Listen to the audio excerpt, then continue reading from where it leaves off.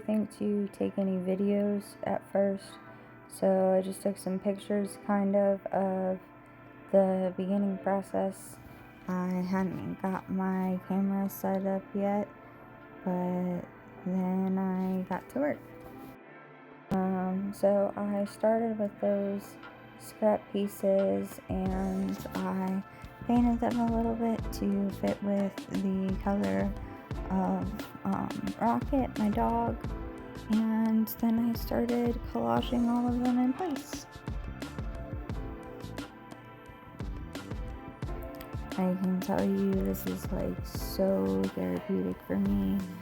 I love just like the feeling of the paper on my fingers and using the glue to kind of hold it down and rubbing my fingers across that.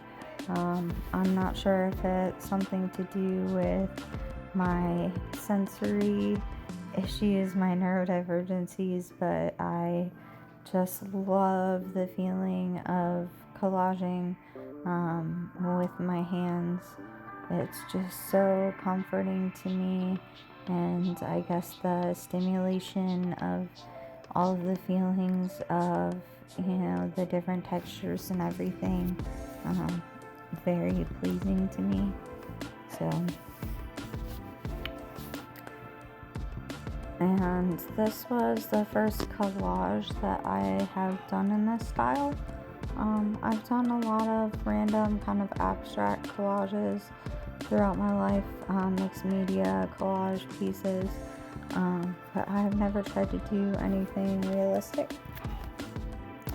And I've had these watercolor pencils for a long time.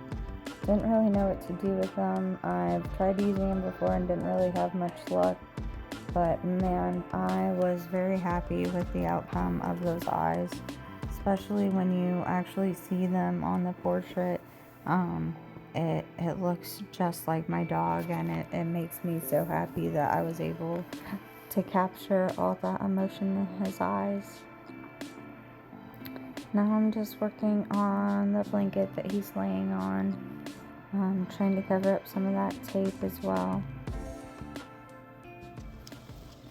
And cutting more strips for the background.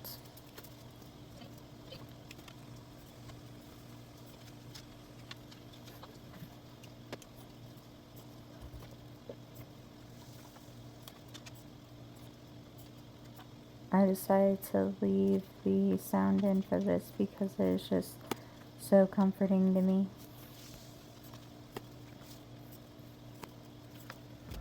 And I just out of nowhere decided I thought it would be fun to weave all of these pieces of paper together. I thought it would make a really interesting texture and the differences in color. I really love color theory and understanding the different colors that work well together, and I tried to plan around that to make sure that there was a lot of variance between each weaved piece. I taped all of these pieces together with washi tape just to kind of hold them in place and straighten them throughout during the process.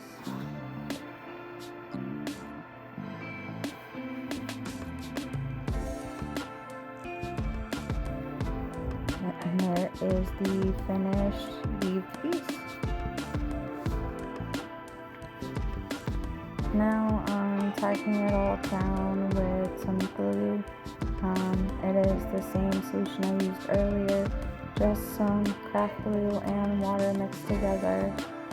I use an old blow dryer just to get through things quicker because I do not want to wait for all the layers of glue or gesso or paint or whatever I'm using to dry. It just takes way too long and I don't have the patience for it. And I decided I wanted to kind of tear the edges off and leave the rough edges, so I drew some lines of where I wanted those tears to be and made sure that when I glued everything down, I did not glue around those tears.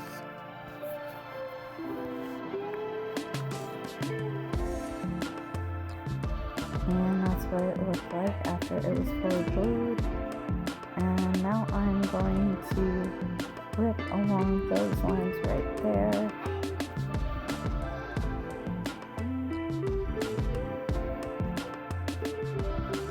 I really liked the pattern that I drew, so I wanted to make sure that I follow that tear accurately. And now I'm going to add it to the canvas. I realized that the first one I had a really hard time, so the second time I wet the piece down before I added the glue on, and it helped it adhere just so much better.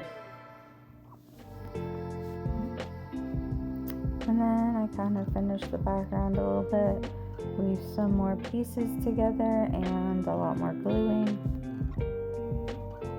And now I'm taking the same papers that I used earlier, and I'm going to cut them into scraps so that I can use them to fill in the areas of the canvas that are not colored in paper.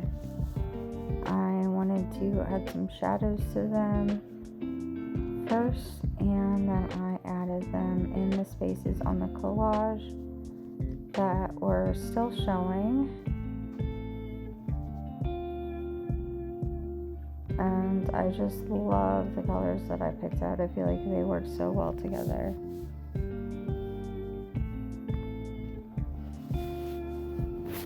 Now I decide to add the paint.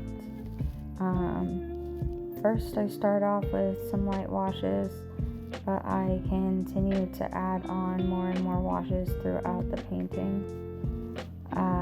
I've never used light body acrylics before, but it has been an extremely fun process to use them.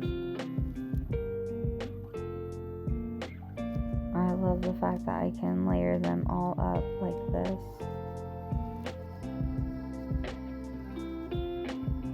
And that I can still water them down enough that you can see the details of all of the scrap paper underneath. I tried to make it to where the scraps were kind of hidden, so you'd have to look deeper into the painting.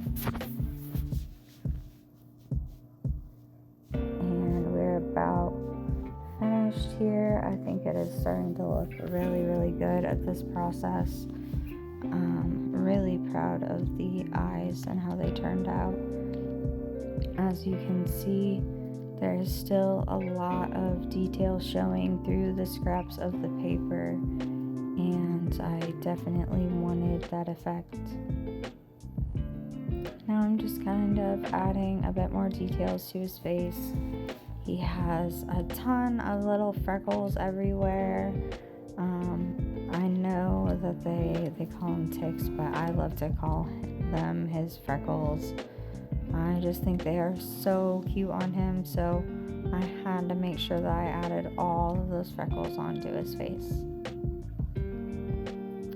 I'm finishing up the ears just a little bit, adding more shadows around the painting.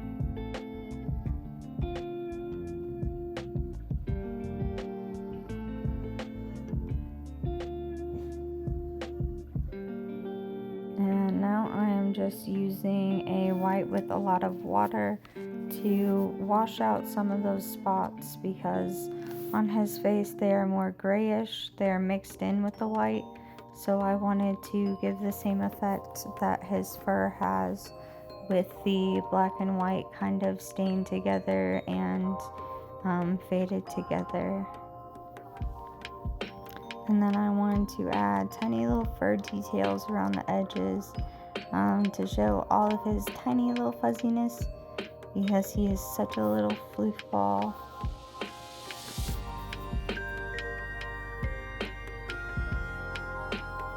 And his whiskers, of course, can't forget those. Bit more detail on the eyes and some shadowing on the blanket. And voila, we are done. I can't believe that this is what I started with. 16 hours later.